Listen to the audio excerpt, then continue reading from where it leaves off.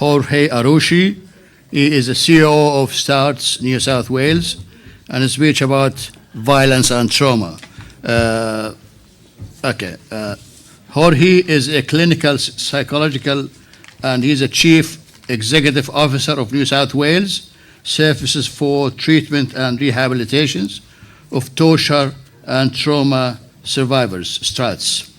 He is a member of the executive committee of the Forum of the Australian Services for Survivors of Torture and Trauma, was president of the International Rehabilitation Councils for Torture Victims, IRCT, between 2016 and 2020, Secretary General of the International Society for Health, Human Rights, Vice President of the IRCT from 2008 to 12, and finally he is an author of co-author of over 20 articles in referred journals and book chapter on the above subject. Would you like to have a pause?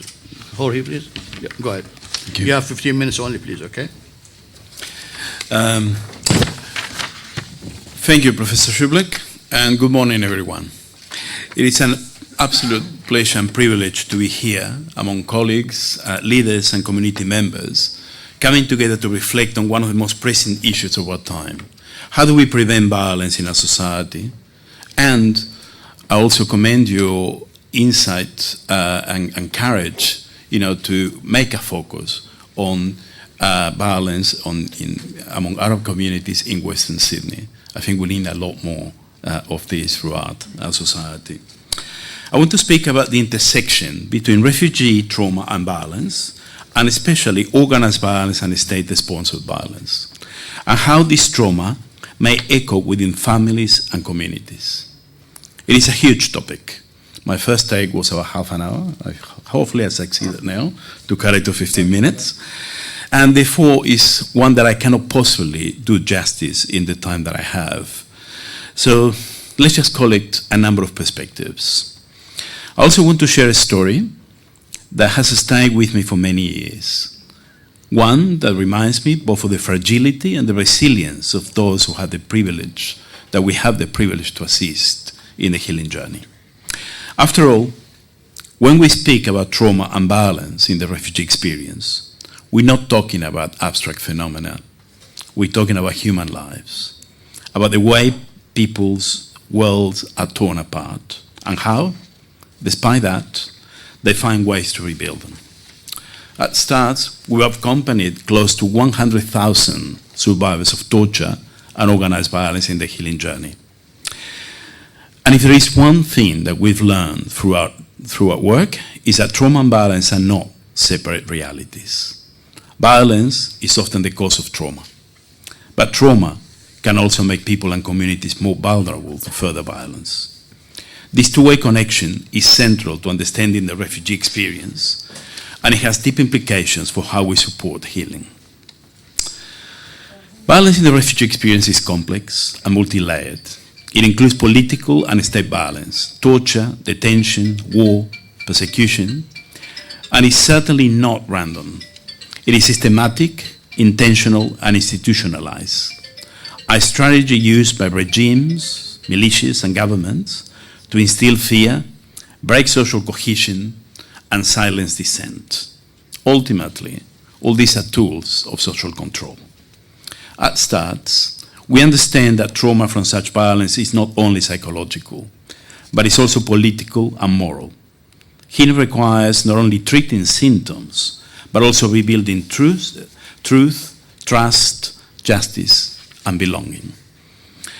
This is beautifully captured by Derek Silos, one of my early mentors, in his ADAPT model, which identifies 5 psychosocial pillars described about persecution and war.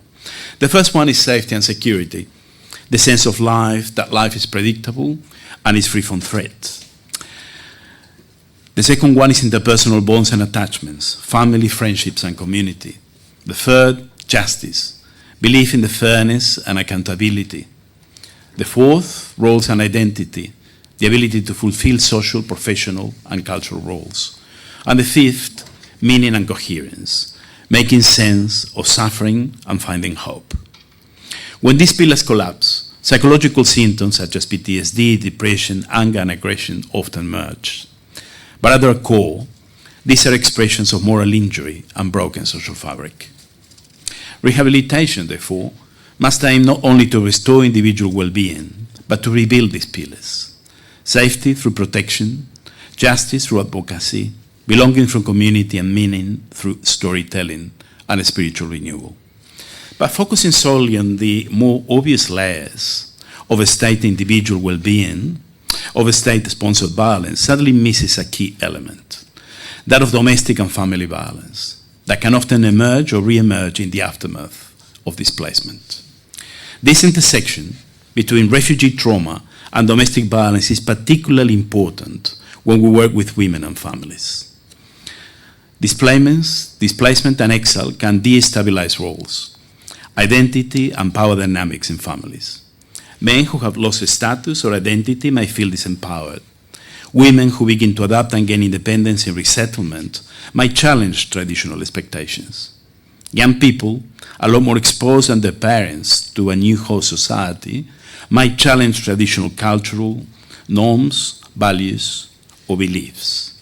These shifts can create tension, sometimes escalating into family violence. This can easily become a vicious cycle, a continuation of violence and trauma by different means. Understanding and helping our clients with these challenges requires not only a gender lens, but also a trauma lens, one that recognizes how past experiences of war and persecution can be carried into intimate relationships, shaping behavior in unconscious ways. I'll share a beautiful story from a client I saw a long time ago, when staff was quite small, and I was a young psychologist still struggling to come to grips with the complexities of this work. I worked with a young woman who had survived both political and domestic violence. She had been imprisoned and tortured while pregnant after being handed over to the authorities by her estranged husband, and then was forced to come back to him until she managed to flee with her son.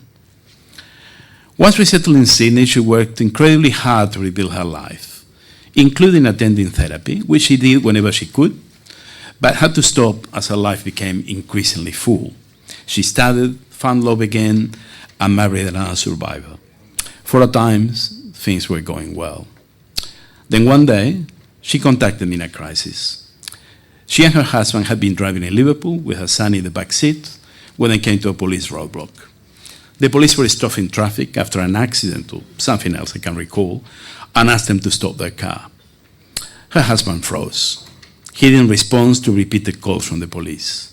The flashing lights, the uniforms, the sense of command, it all triggered a deep, buried memory from his torture.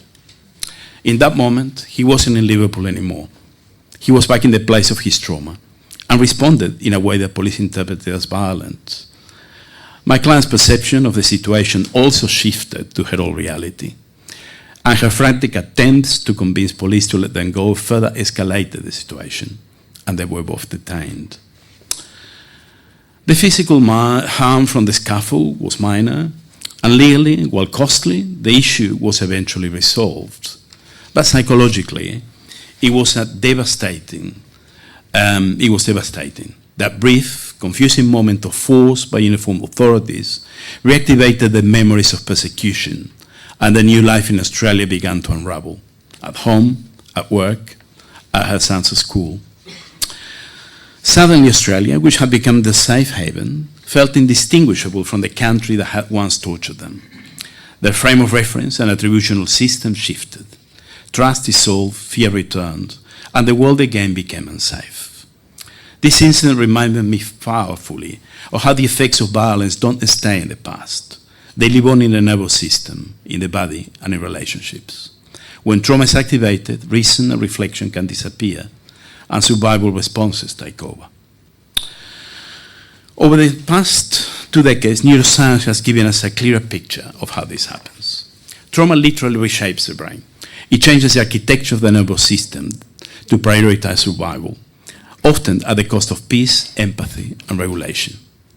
The amygdala And I'm conscious this is a very gross oversimplification of what's a very, very complex area. The amygdala, our brain's alarm system, becomes hyperactive, constantly scanning for danger. The prefrontal cortex, which helps us reason and control impulses, goes offline under chronic stress. And the hippocampus, which helps us distinguish between past and present, often diminishes capacity, making traumatic memories feel as if they were happening now. So for many survivors, the body and brain are primed for danger, even in safety. That is why an ordinary event, a siren, a roadblock, a raised voice, can provoke overwhelming fear or aggression. These are not character flaws. They are neurobiological survival adaptations. Violence, of course, is not only a cause of trauma, but also a powerful source of it. Witnessing violence or being forced to inflict it activates the same brain circuits as being a direct victim. The mirror neuron systems fire, the stress hormones surge, and the brain begins to encode more pain and guilt, what we call moral injury. This two-way relationship creates what we sometimes call the trauma-violence cycle. When trauma remains unhealed, it increases vulnerability to further violence, either as victim or perpetrator. And violence in turn deepens trauma, perpetuating the circle across generations. Research in epigenetics now shows that trauma can even alter gene expression, particularly genes involved in stress regulation. And these changes can be passed on to the next generation. Children of survivors must thus inherit a heightened stress sensitivity, priming them to live in a world that still feels unsafe. This is why intergenerational trauma is not simply psychological or cultural. It is also biological. At the same time, this is the hopeful part of the story, because the same brain that was reshaped by trauma can be reshaped again by healing.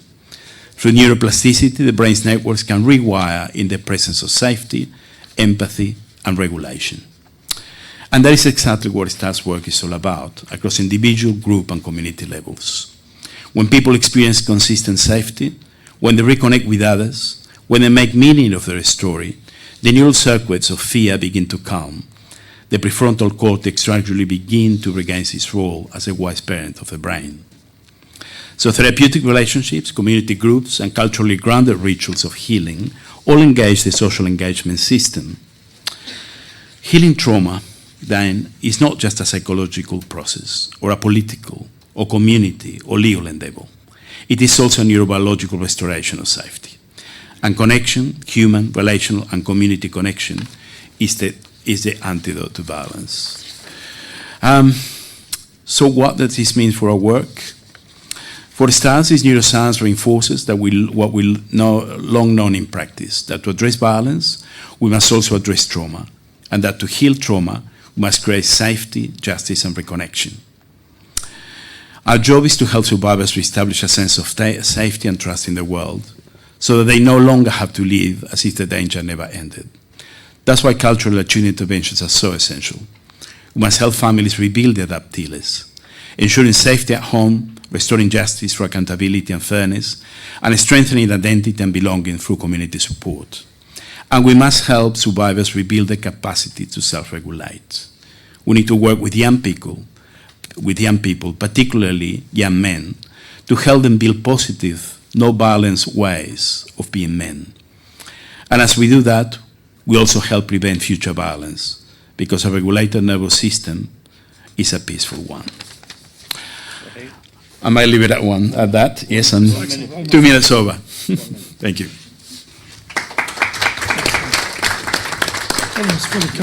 Thank you very much, Jorge.